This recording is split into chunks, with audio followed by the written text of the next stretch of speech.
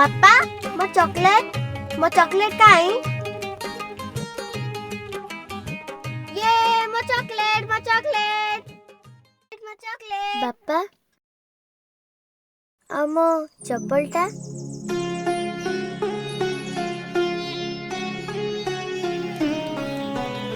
କଣ ହେଲା ଆଣିନ ନା?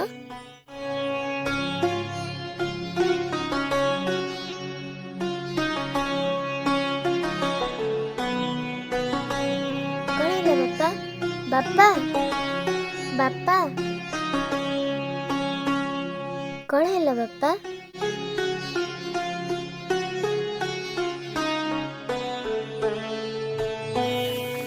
ନାଇଁ ମା, ବାପା ବୋଧେ ଆଜି ବ୍ୟସ୍ତରେ ଥିଲେ ତ ସେଇଥିପାଇଁ ଚପଲଟା ଆଣିନାହାନ୍ତି, କାଲି ଆଣିଦେବେ।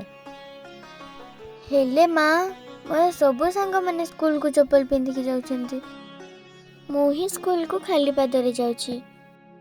ଆଜି ନହେଲେ କଣ ହେଲା, କାଲି ତୋ ପାଇଁ ନିଶ୍ଚୟ ଚପଲ ଆଣିଦେବେ। ତୁ ମନ ଦୁଃଖ କରନା, ମୋ ସୁନା ଝିଅଟା ପରା।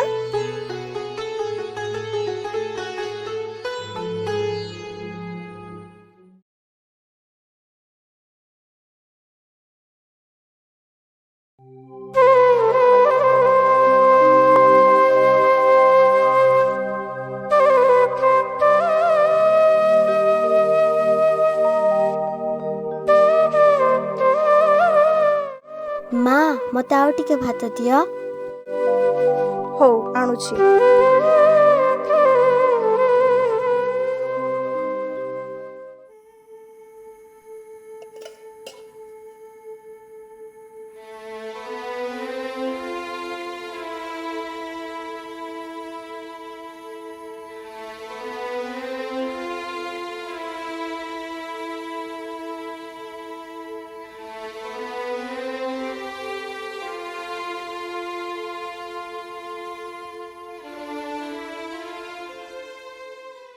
ମା, ମତେ ଆଉ ଟିକେ ଭାତ ଦିଅ ନା।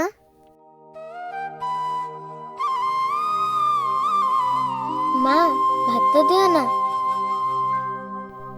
ଦଉନ।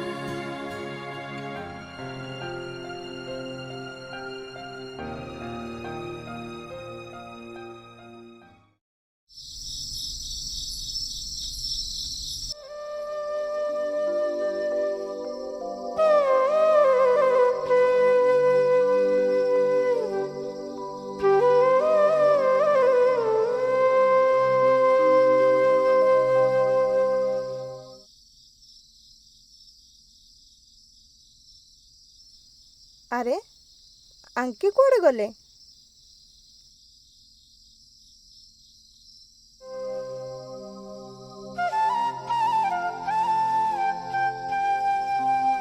କଣ ହେଲା, ତମେ ଏଠି ଏକୁଟିଆ ବସିଛ ଯେ? ମୁଁ କେମିତିକା ବାପ କେଜାଣି, ନିଜ ଛୁଆମାନଙ୍କ ପାଇଁ ଖାଇବାକୁ ବି ଦେଇପାରୁନି, ମୋ ଛୁଆମାନଙ୍କ ପାଇଁ ଚପଲ ଖଣ୍ଡିଏ ବି କିଣି ପାରୁନି। ଠିକ୍ ମୋ ଜୀବନ। ତମେ ସେମିତି କଣ ଭାବୁଛ? ଛାଡ଼ ସେ କଥା। ଆଚ୍ଛା କହିଲ, ସେ ବିହନ କଥା କଣ ହେଲା?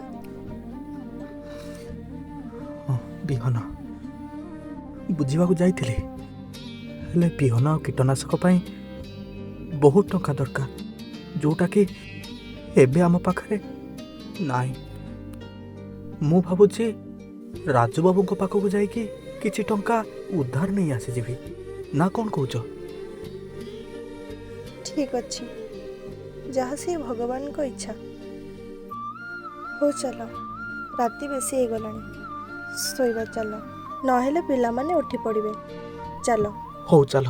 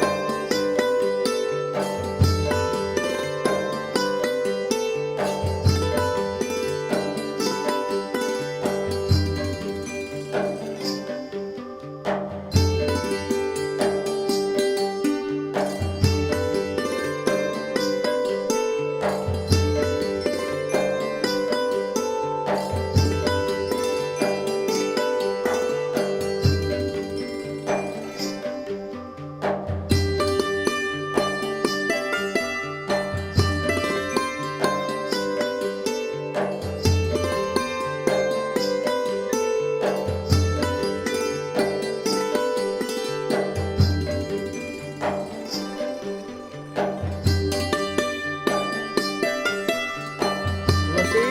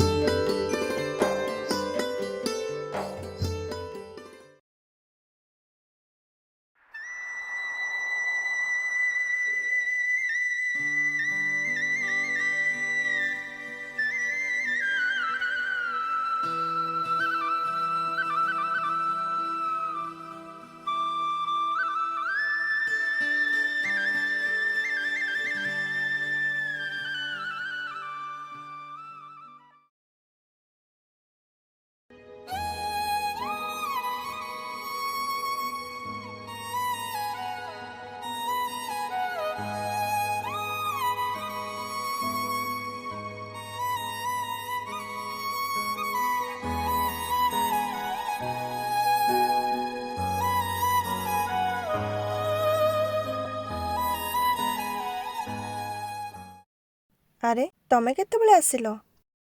ଏମିତି ଘର ବାହାରେ କ'ଣ ପାଇଁ ବସିଛ? କ'ଣ ହେଇଛି? ସବୁ ସରିଗଲା ତୁଳସୀ, ସବୁ ସରିଗଲା। ଆରେ କ'ଣ ସରିଗଲା? କହୁନ କ'ଣ ପାଇଁ, କ'ଣ ହେଇଛି? ଭାବିଥିଲି ଏ ବର୍ଷ ଭଲ ଫସଲ ହେଲା ପରେ ମୋ ଛୁଆମାନଙ୍କୁ ଟିକେ ଖୁସି କରିବି ବୋଲି, ତାଙ୍କର ସବୁ ଆଶା ପୂରଣ କରିବା ପାଇଁ ଚେଷ୍ଟା କରିବି। ହେଲେ ମୋର ସବୁ ସ୍ୱପ୍ନରେ ହିଁ ରହିଗଲା। ତମେ ଏମିତି କ'ଣ କହୁଛ? ଆଉ କ'ଣ କହିବି ତୁଳସୀ? ଚାଷ ଜମିରେ ଦିନ ରାତି ହାଡ଼ ଭଙ୍ଗା ପରିଶ୍ରମ କରି ଆଶା ଓ ବିଶ୍ୱାସର ସହିତ ଚାଷୀଟି ସେ ଆକାଶକୁ ଅନେଇ ବସିଥାଏ। କାହିଁକି ନା ବର୍ଷା ପାଇଁ।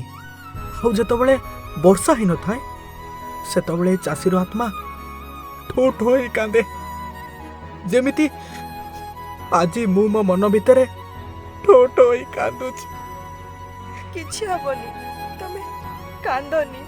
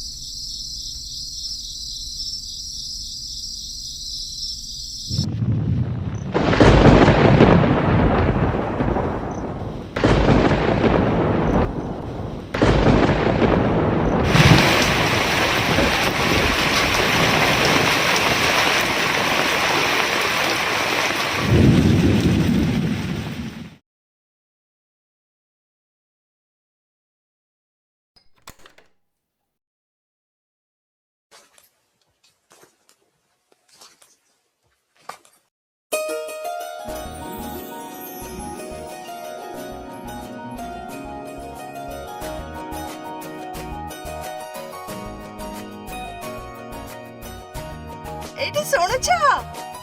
ଶୁଣ, ଏଇଠି ଶୁଣୁଛ? ଆରେ ଉଠ ନ, ଏଇ ଆରେ ଉଠ। ଭଗବାନ ତମ ଡାକ ଶୁଣିଛନ୍ତି। ରାତିରେ ବହୁତ ଜୋରସେ ବର୍ଷା ହେଇଛି। ହଁ ସତେ ନା କ'ଣ? ହଁ, ଚାଲ।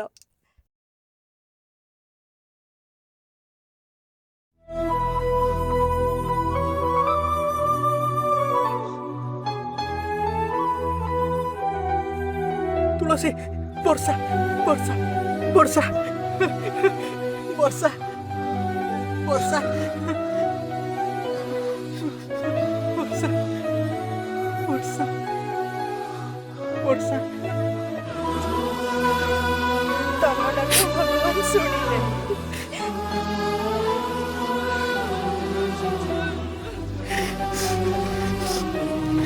ନାଚିବି ଆଜି ଗାଁ ସାରା ନାଚିବି। ବର୍ଷା ଆସିଲା ରେ ବର୍ଷା।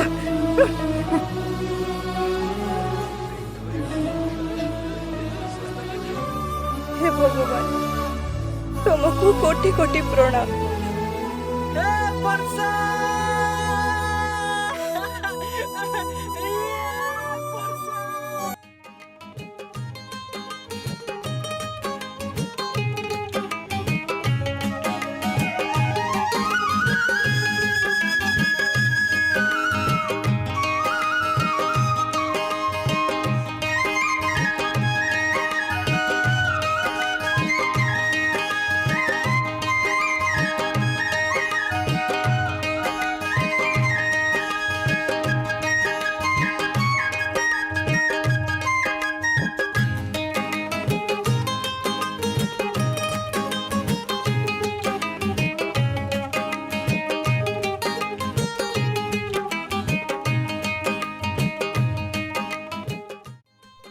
ତୁଳସୀ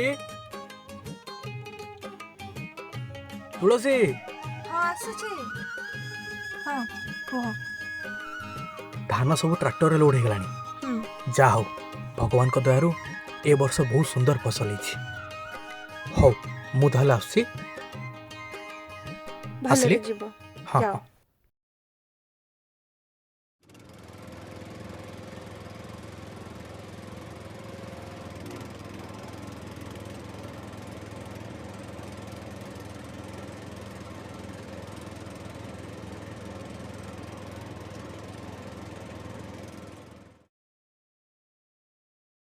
जिले में नवेम्बर 28 तारिखर खोलिलाणी मंडी हेले कौनसी मंडीरू एपर्यंत संपूर्ण धान उठी पारि नाही। जिले में 65,143 जन चाषी धान बिक्री पर रेजिस्ट्रेशन करिसेंती। जेउ चाषी माने टोकन पाइछंती सेमाने मध्य धान बिक्री करि पारुनथुवा अभियोग करिसेंती। सरकारक प्रतिश्रुति सत्वे नवरंगपुर जिले में केजीए मध्य धान उठी पारि नाही। केंद्र सरकार मका एमएसपी क्विंटाल 2400 टंका धार्य करथिले मध्य नवरंगपुर चाषी 1700 रु 1800 टंकारे बिक्री करने बाध्य हेउछि। राज्य सरकार सीधासलख चाषी ठारो धान किणिबे बोली धार्य करिसेंती। एथिपाई चाषी को टोकन बंटन करने को निर्देश दिया जाइछि। किंतु टोकन समस्या पाई चाषी धान धरी बसी रहिथिले मध्य बिक्री करि पारु नाहांती। एहाकु नै विभिन्न स्थान रे तेजुछि चाषी असंतोष।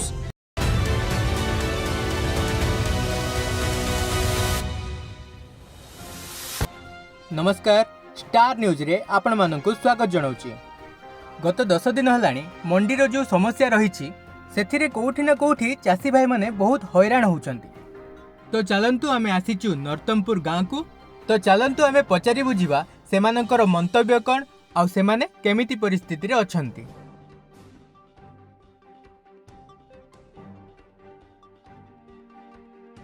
भाई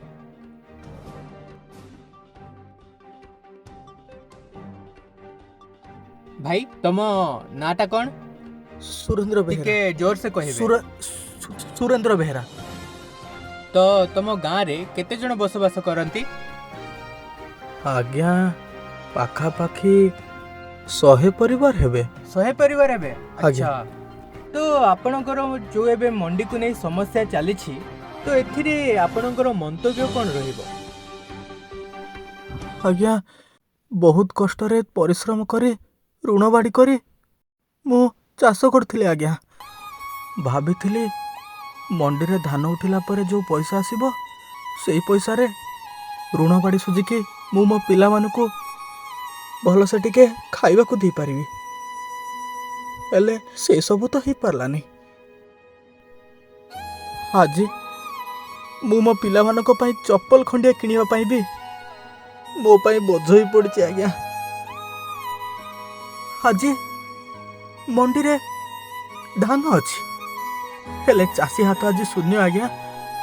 ଆପଣମାନେ ଦେଖିପାରୁଥିବେ ମୋ ପଛରେ ଯେତିକି ବି ଚାଷୀ ଅଛନ୍ତି ସମସ୍ତେ ଅସୁବିଧା ଓ ଅଭାବରେ ଅଛନ୍ତି ଆଜ୍ଞା। ଆଉ ହଁ, ଆମେ କାହାର ଦୟା ମାଗୁନୁ ଆଜ୍ଞା, ଆମେ କେବଳ ଆମ ଅଧିକାର ମାଗୁଛୁ। ଏଇଟା ମୋର କିମ୍ବା ମୋ ପରିବାରର କଥା ନୁହଁ ଆଜ୍ଞା, ଏଇଟା ଲକ୍ଷ ଲକ୍ଷ ଚାଷୀମାନଙ୍କର କଥା। ଆମେ ସମସ୍ତେ ସରକାରଙ୍କ ପାଖରେ ଅନୁରୋଧ କରୁଛୁ ଆଜ୍ଞା, ସେ ଆମମାନଙ୍କର ଦୁଃଖ ବୁଝିବେ ଆଉ ସମସ୍ତଙ୍କୁ କେମିତି ନ୍ୟାୟ ମିଳିବ ସେଥିପ୍ରତି ଧ୍ୟାନ ଦେବେ। ମୁଁ ସମସ୍ତଙ୍କୁ ଅନୁରୋଧ କରୁଛି ଆଜ୍ଞା। ଆମେ ସମସ୍ତେ ବହୁତ ହଇରାଣରେ ଅଛୁ। ଆମ ଚାଷୀ ନ୍ୟାୟ ମିଳୁ ଆଜ୍ଞା, ନ୍ୟାୟ ମିଳୁ। ତ ଆପଣମାନେ ଦେଖିପାରୁଥିଲେ ଗୋଟେ ଚାଷୀର କଷ୍ଟ। ଯେଉଁ ହାତ ଆମକୁ ଖାଦ୍ୟ ଯୋଗାଏ ସେ ହାତ ଆଜି ଖାଲି। ଯେଉଁ ମାଟି ଆମକୁ ଧାନ ଯୋଗାଏ ସେ ମାଟିରେ କୃଷକମାନେ ଆଜି କାନ୍ଦୁଛନ୍ତି। ଏହା କେବଳ ଧାନର ଦାମ ନୁହେଁ ଆଜ୍ଞା, ଏହା ହେଉଛି କୃଷକର ଜୀବନର ଦାମ, ଏହା ହେଉଛି କୃଷକର ପରିଶ୍ରମର ଦାମ। ଯଦି କୃଷକ ରହିବନି ତାହେଲେ ମଣ୍ଡି ବି ରହିବନି। ସରକାରଙ୍କୁ ମୋର ବିନୀତ ଅନୁରୋଧ, ସେ ଏ ପରିସ୍ଥିତିକୁ ହଟେଇ କୃଷକମାନଙ୍କୁ କେମିତି ନ୍ୟାୟ ମିଳିବ ସେ ପ୍ରତି ଧ୍ୟାନ ଦେବେ।